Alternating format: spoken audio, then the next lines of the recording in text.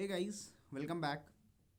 तो कुछ लोगों के मन में एक और क्वेश्चन था कि सर नैनीताल बैंक के जो एमटी और क्लर्क के जो इंटरव्यू है, आप उसमें प्रिपरेशन के बारे में कुछ बता दीजिए। तो बहुत सारे एस्पिरेंट्स का एक सवाल था। इनफैक्ट मेरे कमेंट सेक्शन में भी बहुत सारे क्वेश्चन लोगों ने पूछा था कि क्या पढ़ना है, कितना पढ़ना है। हमारा तो ये पहला इंटरव्यू है। तो दोस्तों, सबसे पहली बात, मैंने बैंक के 5 इंटरव्यूज़ दिए हैं और उनमें से जितने भी क्वेश्चन मेरे से पूछे गए वो कुछ गिनी चुनी 3-4 चीज़ों से ही होते हैं।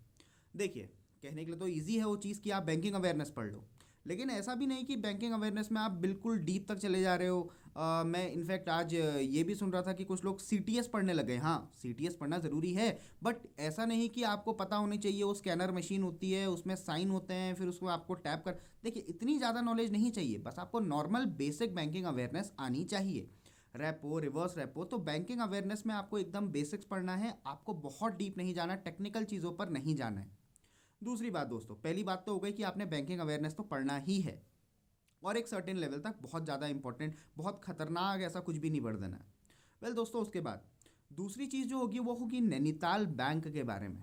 जितने भी बच्चे पिछली बार पढ़कर गए हैं नैनीताल बैंक के बारे में वेबसाइट से, कि नैनीताल बैंक में कुछ 150 कुछ 55 एंड ऑल उनकी total, sorry I mean total branches उनकी हैं, और टोटल उनके कितनी सिटीज़ में है, वो आई गेस 55 सिटीज़ में नैनीताल बैंक है।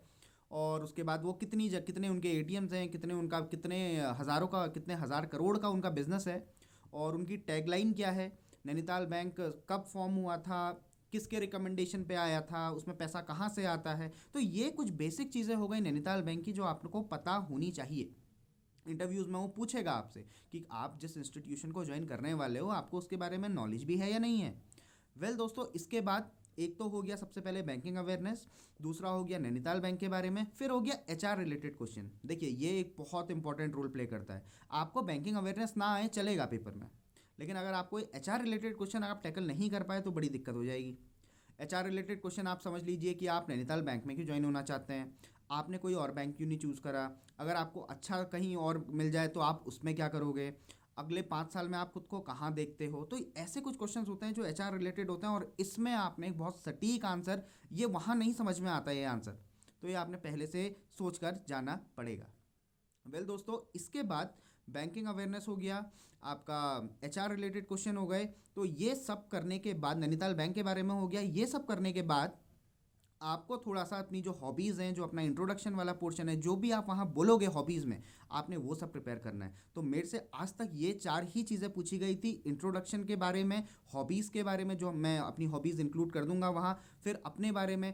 एक चीज़ और दोस्तों, जो मेन चीज़ है, आपका ग्रेजुएशन कहाँ से हुआ है। अगर आप साइंस बैकग्राउंड से हैं तो आपसे साइंस बैकग्राउंड के बारे में पूछा जाएगा। तो ये कुछ बेसिक बेसिक चीज़ें आपको पता होनी चाहिए आपकी बैकग्राउंड के बारे में। जैसे मैं साइंस बैकग्राउंड से हूँ, तो लगभग 5 में से 3 इंटरव्यूज़ में, including S B I P O का मेरा लास्ट ईयर इंटरव्यू था, उसमें भी यही सारी चीज़ें पूछी थी ग्रेजुएशन से रिलेटेड।